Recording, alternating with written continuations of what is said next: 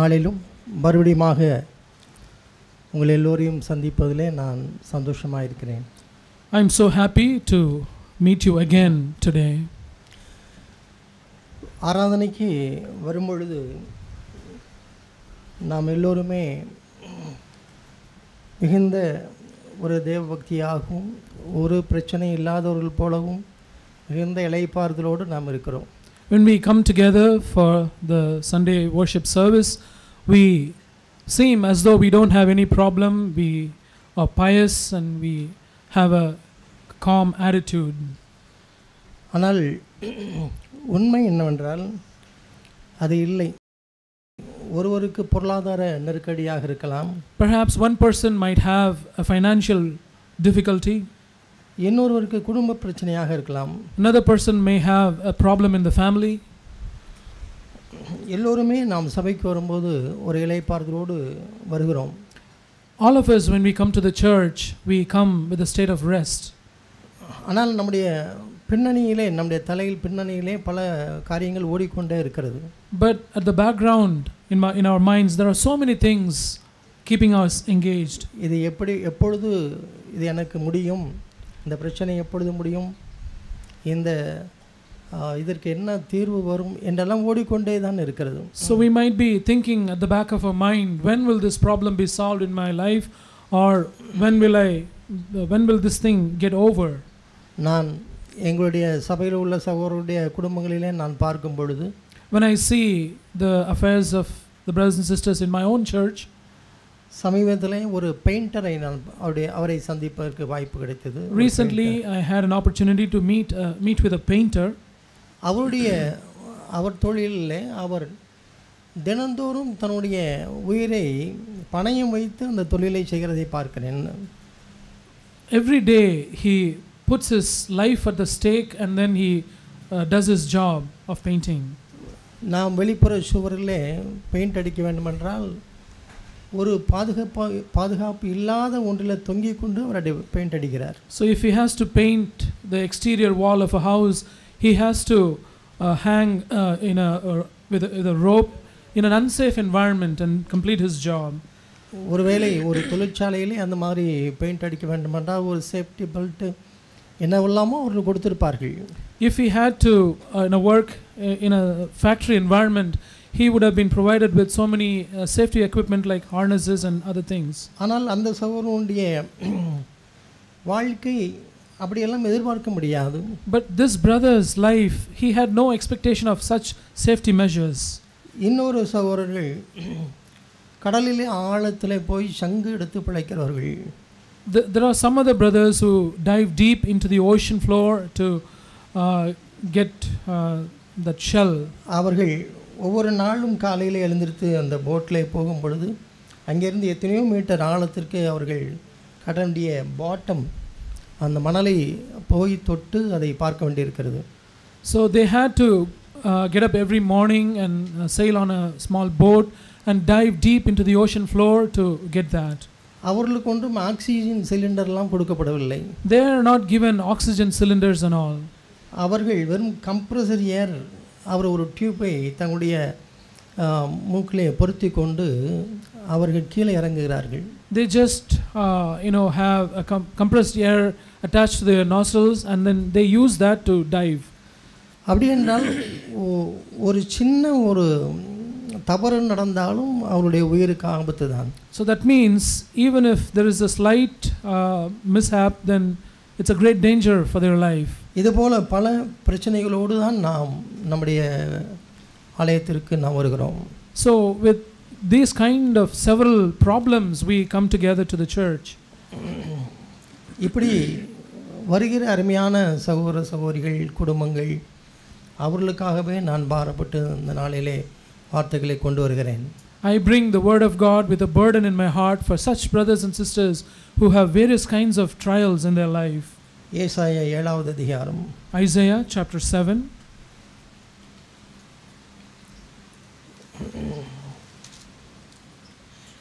இங்கே யூதா ஜனங்களுக்கு விரோதமாக பல அண்டை நாட்டு எதிரிகள் எல்லாரும் சூழ்ந்திருக்கிறார்கள். Here we see so many foreigners gathering together, besieging the land of Judah. பல நேரங்களிலே யுத்தங்கள் நடக்கத்தான் செய்யும். Many times there were wars. சரிசமமான பலத்தில் இருக்கும் பொழுதெல்லாம் அவர்கள் தைரியமாக அவர்கள் யுத்தத்துக்கு செல்வார்கள். When they have equal defense strength, they would overcome their enemies. ஆனால் இந்த ஒரு யுத்தம் இரண்டாவது வசனத்தில் இவ்வாறு சொல்லப்பட்டிருக்கிறது. But in verse 2 we read about this war. ராஜாவின் இருதயமும் அவன் ஜனத்தின் இருதயமும் காட்டிலுள்ள மரங்கள் காற்றினால் அசைகிறது போல அசைந்தது. இரண்டாவது பகுதி. The second part, when it was reported to the house of David, saying the Arameans have camped in Ephraim, his heart and the hearts of his people shook as the trees of the forest shake with the wind. சாதாரணமாய் அவர்கள் பயந்தார்கள், நடுங்கினார்கள் என்று சொல்லிவிடலாம். We could simply say they were afraid, they were afraid of the situation. ஆனால் குறிப்பாக ராஜாவின் இருதயமும் ஜனங்களின் இருதயமும் காட்டிலுள்ள மரங்களைப் போல அசைந்தது என்றால் அது உண்மையிலேயே அவர்கள் மிகவும் பயந்து விட்டார்கள். So but when we read here, the king's heart and the hearts of his people shook as the trees of the forest shake with the wind. Really there was a great disturbance in their hearts. இவர்கள் தேவனால் தெரிந்து கொள்ளப்பட்ட ஜனங்கள். These people were chosen by the Lord himself. இஸ்ரவேலரை போல அல்ல, இவர்கள் யூதா ஜனங்கள். These were not like the 10 tribes of Israel, but these were the tribe of Judah. ஆனால் அப்படி நடக்கும் பொழுது என்ன நடக்கிறது என்றால், but what happens when they face such situations is, ஏசாயா தீர்க்கதரிசி மூலமாக ஒரு வார்த்தை வருகிறது. there's a word that comes through the prophet Isaiah. ஆறாவது வசனத்திலே verse 6, நீ பயப்படாமல் அமர்ந்திருக்க பார். 6th word. verse 6, நீ பயப்படாமல் அமர்ந்திருக்க பார். maybe in 6th. the Lord says, it shall not stand, for it shall come to pass. No.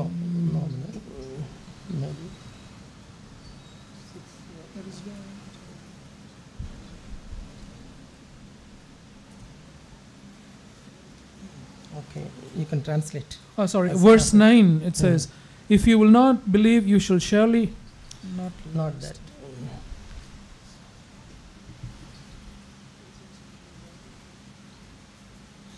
நீ பயப்படாமல் அமர்ந்திருக்க பார். Don't be afraid. It says don't be afraid. அந்த இன்னொரு பகுதியிலேயும் உன் இருதயம் துவள வேண்டாம்.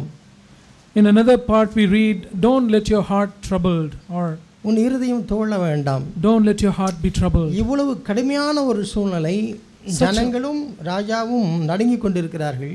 This was such a terrifying situation.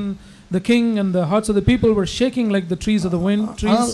தீர்க்கதரிசி மூலமாக அவர்களுக்கு கொடுக்கப்பட்ட வார்த்தை, நீ அவர்களுக்கு பயப்பட வேண்டாம். The word that came through the prophet Isaiah was that they should not be afraid of them. அப்படி நடக்கும் பொழுதுதான் ஒரு அடையாளத்தை நீ கேள் என்று ராஜாவிடத்திலே அங்கே சொல்லப்படுகிறது. And it was told the king that he has to ask for a sign. ராஜா நான் கர்த்தரை பரீட்சை பார்க்க மாட்டேன் என்று சொன்ன பொழுது ஒரு அடையாளம் கொடுக்கப்படுகிறது. When the king said, no, I would not test the Lord, there was a sign given in verse 15. 14வது வசனம். Verse 14. ஆண்டவர் தாமே உங்களுக்கு ஒரு அடையாளத்தை கொடுப்பார்.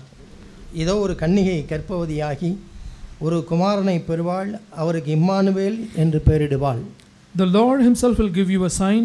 Behold, a virgin will be with child and bear a son, and she will call his name Emmanuel. மத்தேயு 1:23வது வசனத்தில் இந்த இம்மானுவேல் என்பது யார் என்று நமக்கு தெரியும். We know from Matthew chapter 1 verse 23 about who this Emmanuel was. ஆனால் அது ஏசாயா 7ஆம் அதிகாரத்திலிருந்து மேற்கோள் காட்டப்படுகிறது. But it was a quotation from Isaiah chapter 7. தேவன் நம்மோடு இருக்கிறார். The Lord is with us. தேவன் நம்மோடு இருக்கிறார் என்ற இம்மானுவேல் என்ற பெயர் கொடுக்கப்பட்ட இடம் அவர்கள் மிகவும் திகிலடைந்த இடம். The place where the promise that God is with us, Emmanuel, is given is such a terrifying place where they were afraid of their enemies. அருமையான சகோதர சகோதரிகளே, dear brothers and sisters, இந்த நாளிலே அப்பேற்பட்ட சூழ்நிலைகளிலே நான் எப்படி இருக்க வேண்டும், நாம் எப்படி இருக்க வேண்டும்? In such circumstances, how should I be, how should we be? ஒரு இருளான நேரம், this is a times of darkness, நாம் பயப்படும் நேரம், the time of our fear. ஆனால் நம்முடைய வாழ்க்கை எப்படி இருக்க வேண்டும்? How should our life be?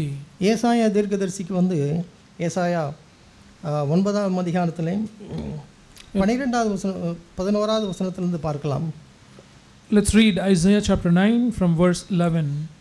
இந்த ஜனங்கள் இவ்வாறு சூழ்ந்து இந்த சூழ்நிலையில் கடந்து போகும்பொழுது ஏசாயா தீர்க்கதரிசிக்கு சொல்லப்பட்ட வார்த்தை, கர்த்தருடைய கரம் என்மேல் அமர்ந்து அவர் என்னுடனே பேசி, நான் இந்த ஜனத்தின் வழியிலே நடவாதபடிக்கு எனக்கு புத்தி சொல்லி விளம்பினதாவது. இந்த ஜனங்கள் கட்டுப்பாடு என்று சொல்லுகிறதையெல்லாம் நீங்கள் கட்டுப்பாடு என்று சொல்லாமலும், அவர்கள் பயப்படுகிற பயத்தோன்படி நீங்கள் பயப்படாமலும் கலங்காமலும் சேனைகளின் கர்த்தரையே பரிசுத்தம் பண்ணுங்கள், அவரே உங்கள் பயமும் அவரே உங்கள் அச்சமுமாய் இருப்பாராக.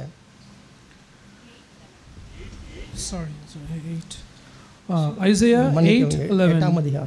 For thus the Lord spoke to me with mighty power and instruct me not to walk in the way of this people, saying, you are not to say it is a conspiracy in regard to all that this people call a conspiracy, and you are not to fear what they fear or be in dread of it. And it is the Lord of hosts whom you should regard as holy, and he shall be your fear, and he shall be your dread. நம்மை சுற்றி மற்றவர்கள் பயந்து இருக்கும் பொழுது இது ஒரு சதித்திட்டம், எனக்கு ஒரு சூனியம் செய்து விட்டார்கள் என்று கூட மக்கள் பேசுகிறது போல நாம் ஜனங்கள் பேசி கொண்டிருக்கும் பொழுது நம்மை பொறுத்து நம்முடைய காரியம் என்ன? நீங்கள் அவர்களைப் போல நிச்சய வேண்டாம், பயப்பட வேண்டாம். When people around us are fearful of the circumstances, they might even call that as a conspiracy and say there were witchcraft done against them. They are fearful of the circumstances. What should we be in those circumstances? We should not be like them. We should not fear such circumstances. 17வது வசனத்திலே 8ஆம் அதிகாரம் 17வது வசனத்திலே Isaiah 8 verse 17. அப்பொழுதுதான் அவர் இந்த பிரகடனத்தை சொல்கிறார், நானும். That's when he makes this proclamation. யாக்கோபின் குடும்பத்துக்கு தமது முகத்தை மறைக்கிற கர்த்தருக்காக காத்திருந்து அவருக்கு எதிர்பார்த்திருப்பேன். And I will wait for the Lord who is hiding his face from the house of Jacob. I will even look eagerly for him. தமது முகத்தை மறைக்கிற கர்த்தருக்காக காத்திருந்து அவருக்காக எதிர்பார்த்திருப்பேன். I will wait for the Lord who is hiding his face from the house of Jacob, and I will even look eagerly for him. அருமையான சகோதர சகோதரிகளே, beloved brothers and sisters, நம்முடைய வாழ்க்கையிலே சில நேரங்கள் அப்படியான ஒரு இருளான நேரங்களாக இருக்கும். There will be some dark circumstances in our lives sometimes. கர்த்தர் தம்முடைய முகத்தை மறைக்கின்ற நேரங்களாக இருக்கும். Times when the Lord is hiding his face from us. ஆனால் அந்த நாட்களில் தான் நம்முடைய விசுவாசத்தையும் நம்முடைய நம்பிக்கையும் தேவன் நம்மோடு இருக்கிறார் என்பதையும் நான் நினைச்சு வேண்டியிருக்கிறது, நான் அறிக்கை செய்ய வேண்டியிருக்கிறது. Only in those circumstances we have to ensure, we have to prove that the Lord is with us. 18வது வசனத்திலே இப்பேற்பட்ட சூழலில் தான் ஏசாயா இவ்வாறு சொல்கிறார், நானும் கர்த்தர் எனக்கு கொடுத்த பிள்ளைகளும் சீயோன் பர்வதத்தில் வாசமாயிருக்கிற சேனைகளின் கர்த்தராலே இஸ்ரவேலில் அடையாளங்களாகவும் அற்புதங்களாகவும் இருக்கிறோம். In that circumstance the prophet says in verse 18, behold, I and the children whom the Lord has given me are for signs and wonders in Israel from the Lord of hosts who dwells on Mount Zion. நாங்கள் கர்த்தராலே அற்புதங்களாகவும் அடையாளங்களாகவும் இருக்கிறோம் என்று சொன்ன அந்த வசனம் எப்பொழுது சொல்லப்பட்டது தெரியுமா? Do you know when this verse which says we are signs and wonders for the Lord was said? அவர் தமது முகத்தை மறைத்த நேரம். That was the time when the Lord was hiding his face from them.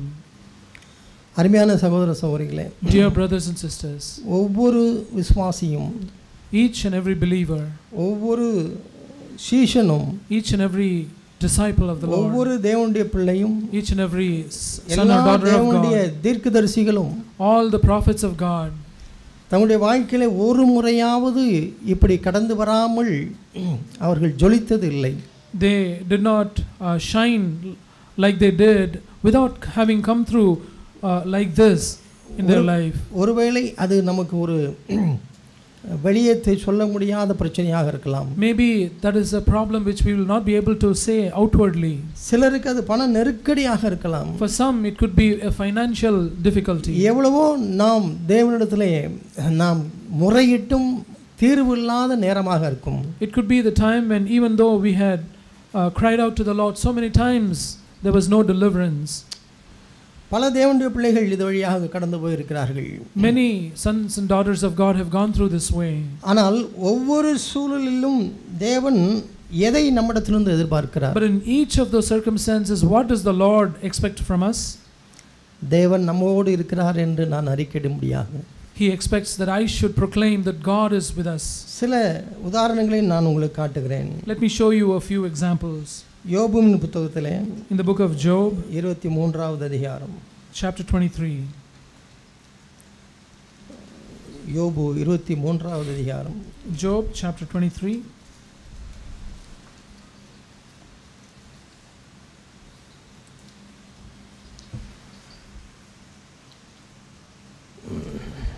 எட்டாவது வசனம் பாருங்கள். Look at verse 8.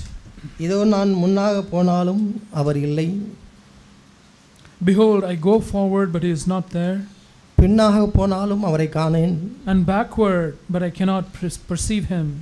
இடதுபுறத்தில் அவர் கிரியை செய்தும் அவரை காணேன், When he acts on the left, I cannot behold him. வலதுபுறத்திலும் நான் அவரை காணாதபடி ஒளிந்திருக்கிறார். He turns on the right, I cannot see him. யோபு தன்னுடைய வாழ்க்கையிலிருந்து சொல்கிறார். Job says this from his own life. நான் முன்னாக போனாலும் இல்லை, பின்னாக போனாலும் இல்லை. The Lord is not to be found if I go forward or to எவ்வளவு the backward. தேடினாலும் அவர் இல்லை. However much I search for him, he is not to be found. ஆனால் அதற்கு அடுத்தாப்புல அவர் சொல்கிறார், ஆனாலும் நான் போகும் வழியை அவர் அறிவார். Then he says, but he knows the way I take. என்னால் அவரை காண முடியவில்லை, I am not able to see him, ஆனால் அவர் என்னை காண்கிறார். but he sees me. நான் போகும் வழியை அவர் அறிவார். He knows the way I take. அவர் என்னை சோதித்த பின் நான் பொன்னாக விளங்குவேன். When he has tried me, I shall come forth as gold. எரேமியாவுடைய வாழ்க்கையில் என்ன கூட நான் உங்களுக்கு காண்பிக்கிறேன். எரேமியா 11ஆம் அதிகாரம். Let me show you something from the life of Jeremiah. Jeremiah chapter 17. எரேமியா 11ஆவது அதிகாரம். Sorry, Jeremiah chapter 11.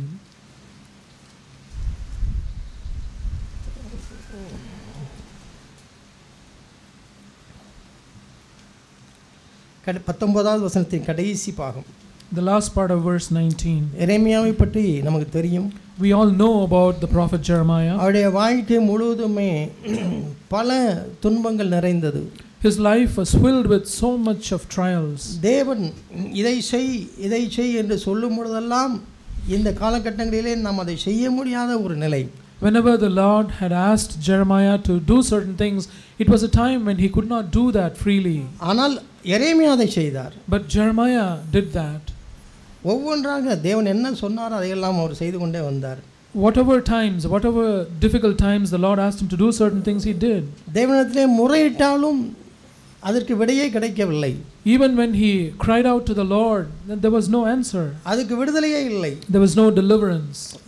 எரேமியா 11ஆம் அதிகாரம் 19ஆம் வசனத்திலே கடைசியிலே ஒரு ரத்தின சுருக்கமாய் அவருடைய வாழ்க்கையை பற்றி நான் பார்க்கிறேன். There's the last part of verse 19 of chapter 11. எனக்கு விரோதமாய் ஆலோசனை பண்ணினார்கள் என்பதை அறியாது இருந்து நான் அடிக்கப்படுவதற்கு கொண்டு போகப்படும் சாதுவான ஆட்டுக்குட்டியை போல் இருந்தேன் என்று சொல்கிறார். In English, the first part, but I was like a gentle lamb led to the slaughter, and I did not know that they had devised plots against me. அவர் ஏதோ போகிறார், அவரை அழைத்து சொல்கிறார்கள். He was going, somebody was taking him. ஆனால் அதற்கு பின்பாக ஒரு பெரிய சூழ்ச்சி இருக்குது என்பதை அவர் அறியவில்லை. But he did not know that there was a great plot against that act. ஒரு ஆட்டுக்குட்டியை போல் அவர் போகிறேன் என்று சொல்கிறார். He says, like a lamb led to the slaughter, I just walked. எரேமியாவுடைய புலம்பல் புத்தகத்தை நாம் எடுக்கலாம். புலம்பல் in the book of Lamentations, which was written by the prophet Jeremiah. அவருடைய வாழ்க்கை எப்படி இருந்தது என்று பார்க்கலாம். We see how his life was. புலம்பல் 3வது அதிகாரம். Lamentations chapter 3. அவர் சொல்கிறதை பாருங்கள். ஆண்டவருடைய சினத்தின் மிலாற்றினால் உண்டான சிறுமையை கண்ட புருஷன் நான். I am a man who has seen affliction because of the rod of his wrath.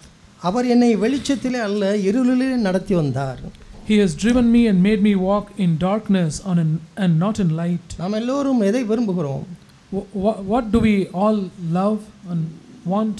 தேவன் என்னையும் என் குடும்பத்தையும் வெளிச்சத்திலே நடத்தி வந்தார் என்று சொல்வதை தான் நாம் விரும்புகிறோம். We all desire that we should be able to say that the Lord has led me and my family through light. எல்லா பிரச்சனைகளிலிருந்து என்னை மீட்டு விடுதலை கொடுத்தார் என்று சொல்ல விரும்புகிறோம். We want to be able to say that the Lord has delivered us from all our problems. ஆனால் இங்கே தீர்க்கதரிசி என்னை அவர் வெளிச்சத்தில் அல்ல இருளிலே அழைத்து நடத்தி வந்தார் என்று சொல்கிறார். But here we see the prophet saying, surely the Lord has driven me and made me walk in darkness and not in light. என்னுடைய ஜெபங்களுக்கு தேவன் செவி கொடுத்தார் என்று சொல்வதை தான் நாம் விரும்புகிறோம். We all want to be able to say that the Lord has answered our prayers. ஆனால் 8வது வசனத்திலே எரேமியா சொல்வதை பாருங்கள். But see what the prophet says in verse 8. நான் சத்தமிட்டு கூப்பிட்டாலும், even when I cry out and call for help, என் ஜெபத்துக்கு வழியை அடைத்து போட்டார். he shuts out my prayer. அவருடைய ஜெபம் எவ்வளவுதான் ஆண்டவருடைய சமூகத்துக்கு எட்ட வேண்டும் என்று நினைத்தாலும் அது எட்டவில்லை. However much he desired that his prayer should reach the Lord, he did not reach him. 14வது வசனத்திலே verse 14, நான் என் ஜனத்தார் யாவருக்கும் பரியாசமும் நித்தம் அவர்கள் கின்னர பாடலுமானேன். I have become a laughing stock to all my people, their mocking song all the day. கசப்பினால் என்னை நிரப்பி எட்டினால் என்னை வெறிக்கச் செய்தார்கள். He has filled me with bitterness, he has made me drink with wormwood. அருமையான சகோதர சகோதரிகளே, Dear brothers and sisters, இதுதான் இவர்களுடைய வாழ்க்கை. this was their life. இவைகளின் மத்தியிலே தான் அவர்கள் தேவனுக்கென்று சாட்சியாக வாழ்ந்தார்கள். In the midst of all these situations, they lived a life of testimony to the Lord. 26வது வசனத்தை பாருங்கள். Look at verse 26. அவர் முதலாவது சொன்ன அந்த வார்த்தையோடு முடிக்கிறதில்லை. He did not conclude what he said. 26வது வசனத்திலே கர்த்தருடைய ரட்சிப்புக்கு நம்பிக்கையோடு காத்திருக்கிறது நல்லது என்று சொல்கிறார். In verse 26 he says, it is good that he waits silently for the salvation of the Lord. 22 23 வசனங்களை பாருங்கள். Let us look at verses 22 and 23. நாம் நிர்மூலமாகாதிருக்கிறது கர்த்தருடைய கிருபையே. The Lord's loving kindness indeed never cease. அவருடைய இரக்கங்களுக்கு முடிவில்லை. For his compassions never fail. அவைகள் காலைதோறும் புதியவைகள். They are new every morning. காலைதோறும் புதியவைகள். They are new every morning. யார் இப்படி சொல்கிறார்? Who says this? ஜெபங்கள் கேட்கப்படாத ஒரு தீர்க்கதரிசி. A prophet whose prayers have not been heard. என்னுடைய ஜெபத்தை அடைத்து போட்டார் என்று சொல்கிறார் அந்த தீர்க்கதரிசி சொல்கிறார். The prophet who says of God that the Lord has shut out his prayers. என்னை இருளிலே அழைத்து வந்தார் என்று சொல்கிறார். அவர்தான் சொல்கிறார். The prophet himself says the Lord has led him through darkness. காலைதோறும் புதியவைகள் என்று. He himself says the mercies of the Lord are new every morning. அருமையான சகோதரர்களே, Dear brothers and sisters, அதனுடைய நோக்கம் என்ன? what is the purpose of that? இருளான நாட்களிலும் Even in the days of darkness, என் தேவனை நான் அறிந்திருக்க வேண்டும். I should know my God. தேவன் நம்மோடு இருக்கிறார் என்பதை நான் அறிந்திருக்க வேண்டும். I should know that God is with me. வெளிச்சமான நாட்களில் அல்ல, Not in the days of light, இருளான நாட்களில், but in the days of darkness. நமக்கு சாதகமான நாட்களில் அல்ல, Not in the days of opportune time, நாம் விரும்பாத நாட்களிலும், but in the days when we don't like them. நமக்கு பாதகமாய் இருக்கிறது என்று நினைக்கிற நாட்களிலும், Even in the days when we think of them as our difficult times. யோசேப்புடைய வாழ்க்கை நமக்கு தெரியும். We know about the life of Joseph. 17 வயது வரையும் தன்னுடைய வீட்டிலே அவன் ஒரு செல்ல மகனாய் வாழ்ந்தான். He was a pampered child until the age of 17 at his home. ஆனால் 17 வயதிலே அவனுக்கு அவனுடைய சொந்த சகோதரர்கள் துரோகம் செய்கிறார்கள். But when he was 17, his own brothers conspired against him. அவன் மேலே பொறாமை கொள்கிறார்கள். They were jealous of him. அந்த பொறாமை கொலை வெறியாக மாறுகிறது. That jealousy turned into murder. ஆகவே அவனை விசாரிக்க அவன் வருகிறவனை அவனை பிடித்து அவர்கள் கிணற்றிலே போடுகிறார்கள். So they catch hold of him and put him in a deep pit. வனாந்திரத்திலே உள்ள கிணறுகளிலே தண்ணீரை பார்க்க முடியாது. You will not be able to see water in the pits in the wilderness. அது தண்ணீர் இல்லாத கிணறு என்று சொல்லப்படுகிறது. It's said they are waterless pits. நீங்கள் இப்பொழுது நாம் அதை நினைத்து பார்க்க வேண்டும். We have to just think about them. வனாந்திரம், it's a wilderness, தண்ணீர் இல்லாத கிணறு, there's a pit of water, there's no water in the pit, ஜனங்களுடைய நடமாட்டமே இல்லை, there's no habitat of the people.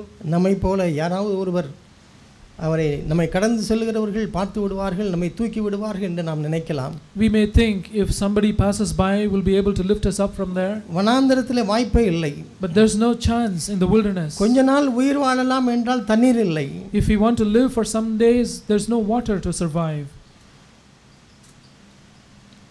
ஆனால் எங்கேயுமே யோசேப்பு தேவனை நொந்து கொண்டான் என்று இல்லை. That never do we read of Joseph complaining against God, murmuring against God. எகிப்துக்கு கொண்டு செல்லப்படும் பொழுது, when he was taken to Egypt, அந்த போத்திபார் மன்னனுடைய வீட்டிலே, when he was there at the house of Potiphar, தேவனுக்கென்று உண்மையாய் அவன் இருக்கும் பொழுது, when he was faithful for the Lord there, தவறாய் அவன் குற்றம் சாட்டப்பட்டு, when he was falsely accused of things which he did not commit, அவன் சிறையிலே இருக்கிறான். and he is put behind the bars now. எல்லா இடங்களிலுமே அரண்மனை ஆனாலும் சரி, சிறை ஆனாலும் சரி, அவனை பற்றி சொல்லப்படுகிறது கர்த்தர் யோசேப்போடு இருந்தார். Whether it was the house or the prison, all that is said about him is that the Lord was with Joseph. கர்த்தர் யோசேப்போடு இருந்தார். The Lord was with Joseph. சகோதர சகோதரிகளே, brothers and sisters, அதுதான் இம்மானுவேலை நாம் அறிந்திருக்கிறதாக அர்த்தம். That is the meaning that we know God as our Emmanuel. அது அரண்மனையாக இருந்தாலும் சரி, whether it is a palace, சிறையாக இருந்தாலும் சரி, or it is a prison, தேவன் நம்மோடு இருக்கிறார் என்பதை நான் அறிக்கையிட வேண்டும். I should proclaim that God is with me. அது என்னுடைய வாழ்க்கையில் அது அனுபவமாக இருக்க வேண்டும். That should be the experience of my life. சிறையிலிருந்து எளிதாக வரக்கூடிய ஒரு வாய்ப்பு இருக்கும் பொழுது கூட, even when there was an easy opportunity to come out of the prison, அவருடைய அஜாக்கிரதையினால இன்னும் 2 வருஷம் அங்கே இருக்க வேண்டியதாயிற்று. because of his carelessness he had to be there for some more time. சகோதரர்கள் தன்னை காப்பாற்றுவார்கள் என்று நினைத்தான். He thought that those men would save him from there. ஆனால் அவர்கள் மறந்து விட்டார்கள். but they forgot about him. ஆகவே கூடுதலாக 2 வருடங்கள் அங்கேயே அந்த சிறைச்சாலையில் இருக்க வேண்டியதாயிற்று. So he had to remain in the prison for 2 more years. ஆனால் வாழ்க்கையின் முடிவில் கடைசியில் அவன் என்ன சொல்கிறான்? but what does he say at the end of his life? ஆதியாகமம் கடைசி அதிகாரத்தில், in the last chapter of Genesis, பாருங்கள், அதுதான் நமக்கு உற்சாகமான ஒரு வார்த்தை. that is a word which encourages us. கடைசி 50வது அதிகாரம் 19வது 20வது வசனங்கள். Genesis chapter 50 verses 19 and 20. யோசேப்பு அவர்கள் நோக்கி பயப்படாதிருங்கள். 20வது வசனத்திலே, நீங்கள் எனக்கு தீமை செய்ய நினைத்தீர்கள், தேவனோ இப்பொழுது நடந்து வருகிறபடியே வெகு ஜனங்களை உயிரோடு காக்கும்படிக்கு அதை நன்மையாக முடியப்படினார். He said to them, do not be afraid. As for you, you meant evil against me, but God meant it for good in order to bring about this present result, to preserve many people alive. எது நன்மை என்று சொல்கிறார்? What does he call good?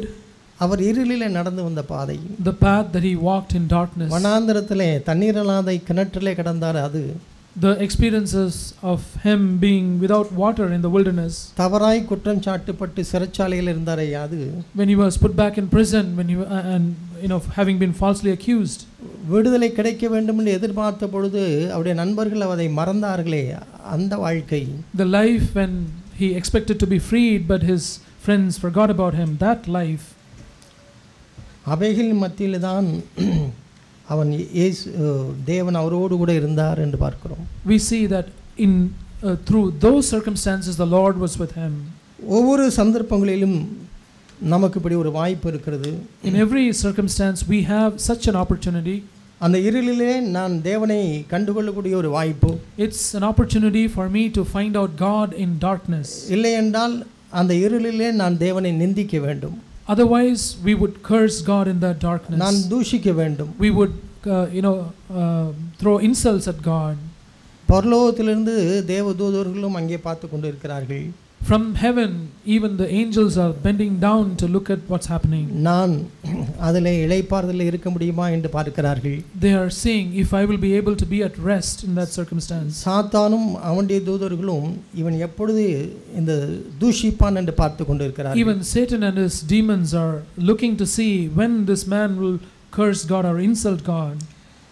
சங்கீதம் 105லே யோசேப்பை பற்றி சொல்லும்போது இவ்வாறு சொல்லப்படுகிறது. in Psalm 105 we read about Joseph like this. 105வது சங்கீதத்திலே அவருடைய வாழ்க்கையை பற்றி சொல்லப்படுகிறதை பாருங்கள். See the life of Joseph being written in Psalm 105. 18வது வசனம். Verse 18. அவன் கால்களை விலங்கு போட்டு ஒடுக்கினார்கள், அவன் பிராணன் இரும்பில் அடைபட்டிருந்தது. They afflicted his feet with fetters, he himself was laid in irons. இரும்புக்கு பின்னால் அவன் அடைபட்டிருந்தான், அவனுடைய பிராணன், அவனுடைய வாழ்க்கை அடைபட்டு கிடந்தது. His whole life was laid in irons in prison, in darkness. 19வது வசனம். Verse 19. கர்த்தர் சொன்ன வார்த்தை நிறைவேறும் அளவும் அவனுடைய வசனம் அவனை புடமிட்டது. Until the time that his word came to pass, the word of the Lord tested him. அருமையான சகோதர சகோதரிகளே, Dear brothers and sisters, ஆண்டவராகிய இயேசு the Lord Jesus தன்னுடைய வாழ்க்கை காலங்களிலேயும் in his lifetime on earth, இந்த காலையிலே தியானித்தது போல as we meditated this morning, ஒரு குறிப்பிட்ட ஒரு சம்பவத்தை தான் அவர் எனக்கு வேண்டாம் ஆண்டவரே இந்த பாத்திரம் நிர்ம என்னை விட்டு நீங்க கூடுமானால் நீங்க விட்டும் என்று கேட்கிறார். he asked the Lord, asked the Father that one cup should pass away from him. அதுதான் அவருக்கு ஒரு இருளான ஒரு நேரம். That was the time of his darkness. ஆண்டவரே அது என்னை விட்டு நீங்க கூடுமானால் நீங்கட்டும் என்று கேட்கிறார். And he prayed, Father, if this cup can pass away from me, let it pass. ஆனால் அவருடைய ஜெபத்துக்கு பதில் வரவில்லை. But he did not receive. அவருடைய ஜெபம் அடைக்கப்பட்டது. His prayers were shut. என் தேவனே என் தேவனே, he said, my God, ஏன் என்னை கைவிட்டீர்? why have you forgotten me, forsaken me? Why have you forsaken? பல நேரங்களிலே நம்முடைய வாழ்க்கையிலே அப்படி நாம் நினைக்கிறோம், கடந்து போகிறோம். Many times we think and we go through such circumstances where we call, Lord, why have you forsaken me? ஆனால் தேவன் அதை அனுமதிக்கிறார். But the Lord allows that in our life. எதற்காக? For what reason? அந்த இருளிலே அவர் என்னோடு இருக்கிறார் என்பதை நான் அறிய முடியாததான். That I may know that God is with me even in the times of darkness. நான் ஒரு வசனத்தை இயேசுவின் வாழ்க்கையில் உள்ளதை நான் உங்களுக்கு காட்டுகிறேன். மார்க் எழுதின சுவிசேஷம்.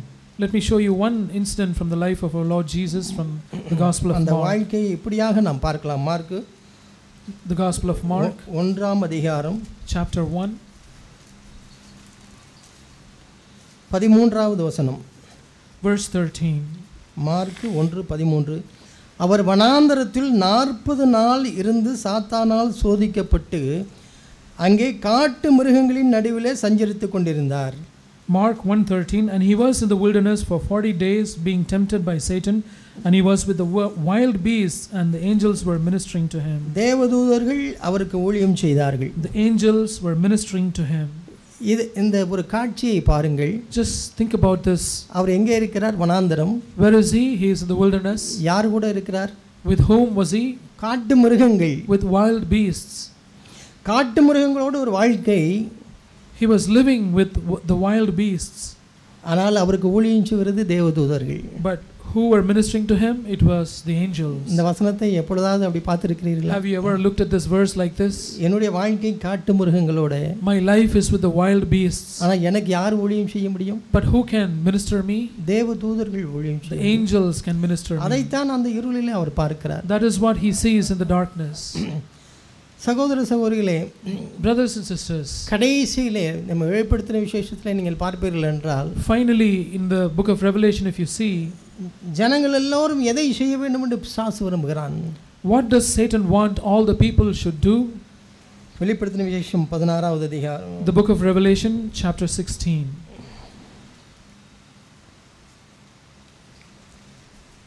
என்ன நடக்கும் என்று தீர்க்கதரிசனமாக சொல்லப்பட்டிருக்கிறது.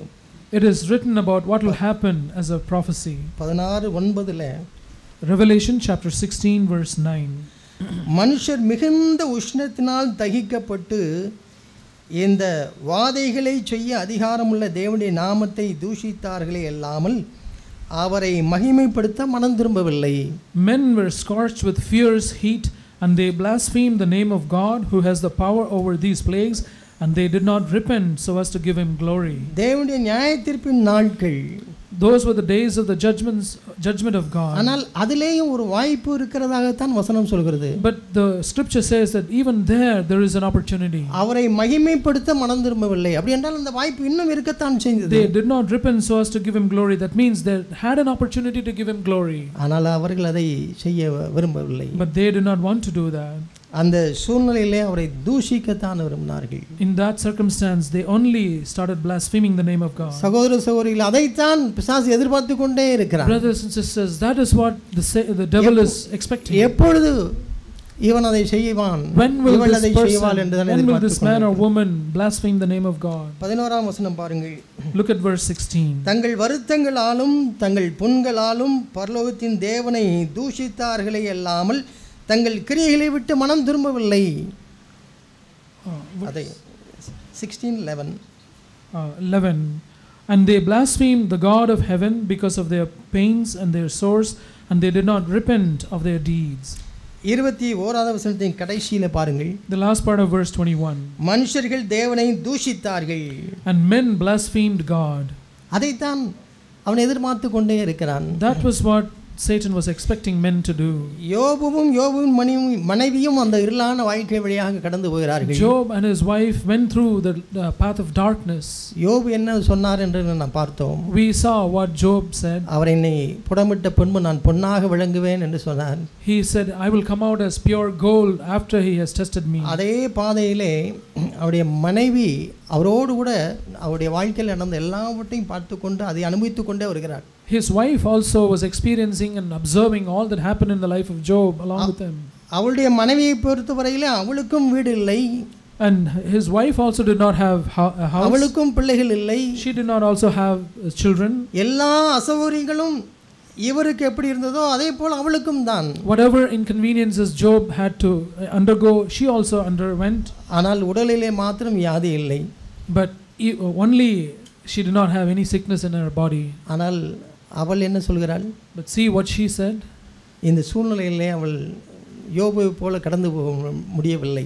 She was not able to go through this circumstance like Job did. நீ தூஷித்து ஜீவனை விடும் என்று சொல்கிறார். You curse God and die is what she said. ஏனென்றால் அப்படி சொல்லும்படியாக தான் பிசாசு பார்த்து கொண்டே இருக்கிறான். Because that is what Satan was expecting her to speak. அருமையான சகோதர சகோதரிகளே, Dear brothers and sisters, நாமும் நம்முடைய குடும்பத்தினாரும் இப்படிப்பட்ட சூழ்நிலை மத்தியிலே தான் அற்புதங்களாகவும் அடையாளங்களாகவும் இருக்க வேண்டும் என்று தேவன் விரும்புகிறார். God wants us, all of us and our children to be signs and wonders only in such circumstances.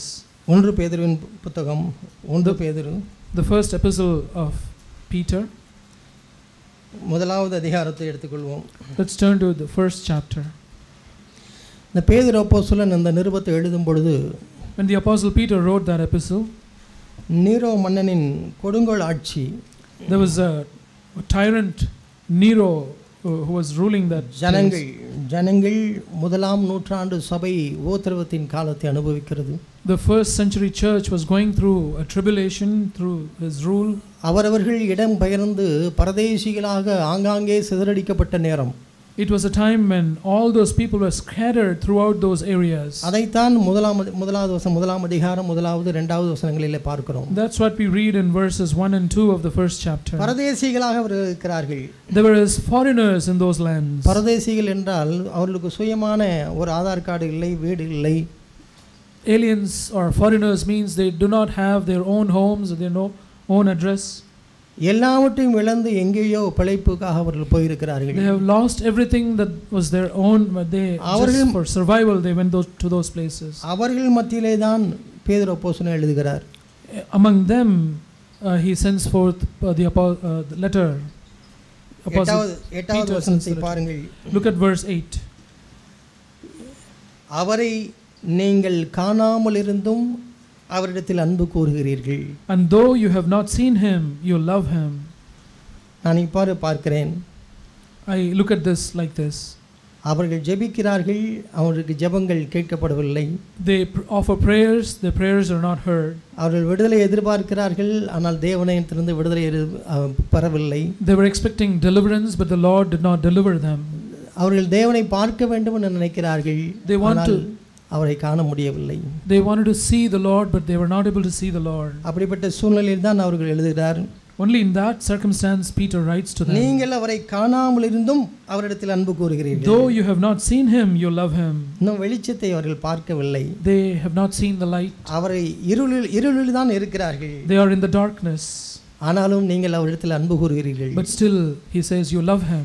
இப்பொழுது நீ அவரை தரிசியாமல் இருந்தும், But now, even though you do not see him now, அவரிடத்தில் விசுவாசம் வைத்து you believe in him. சொல்ல முடியாததும் மகிமையால் நிறைந்ததுமாய் இருக்கிற சந்தோஷமுள்ளவர்களாய் களிகூர்ந்து, You greatly rejoice with joy inexpressible and full of glory, உங்கள் விசுவாசத்தின் பலனாகிய ஆத்தும ரட்சிப்பை அடைகிறீர்கள். obtaining as the outcome of your faith the salvation of your souls. சகோதர சகோதரிகளே, Brothers and sisters, இந்த வார்த்தைகள் தான் நம்முடைய வாழ்க்கையில யதார்த்தமாய் மாற வேண்டும். these words should become a reality in our life. நான் இன்னும் அவரை தரிசிக்கவில்லை, I have not yet seen him. அவரை காண முடியவில்லை, I have not been able to see him. ஆனாலும் அவரிடத்தில் அன்பு கூறுகிறோம். But still we love him. அவரிடத்தில் விசுவாசம் வைக்கிறோம். We believe in him. ஏனென்றால் Because சொல்ல முடியாத மகிமையினால் நிறைந்திருக்கிற சந்தோஷத்தினால் நிறைந்திருக்கிறோம். Because we are filled with great joy, inexpressible and full of glory. விடுதலை பெற்ற பின்பல்ல, Not after we have received இருளில் deliverance. இருக்கும்போதே, Right when we were through அதனுடைய முடிவு என்ன? darkness. What is the end of it? உங்கள் விசுவாசத்தின் பலனாகிய ஆத்தும ரட்சிப்பை அடைகிறீர்கள். Obtaining as the outcome of your faith the salvation of your souls. அதை நான் பார்த்து தரிசித்து நான் இதில் ஓடுகிறேன். I look at that vision and walk this way of darkness. அந்த வாழ்க்கையிலே போது நான் மரண இருளின் பள்ளத்தாக்கில் நடந்தாலும், Even if I walk through the valley of the shadow of death, பொல்லாப்புக்கு பயப்படேன். I fear no evil. தேவன் அப்பேற்பட்ட ஒரு வாழ்க்கையை தேவன் நமக்கு தருவாராக. May God grant such a life. சாத்தானும் அவனுடைய தூதர்களும் நான் இந்த இருளான நேரத்திலே தூஷித்து ஜீவனை விட வேண்டும் என்று நினைக்கிறார்கள். Satan and his hosts expect that we should curse God and insult God and die through this dark circumstances. ஆனால் நீங்களும் நானுமோ இந்த சமுதாயத்தில் இந்த சூழ்நிலையில் அற்புதங்களாகவும் அடையாளங்களும் இருக்க முடியாக தேவனும் அவருடைய தூதர்களும் எதிர்பார்த்து கொண்டிருக்கிறார்கள். But God and the angels expect that we in this generation, in this society, be signs and wonders for his name. தேவன் அப்படியாக நமக்கு உதவி செய்வாராக. May God help us. Amen. Amen. Thank you.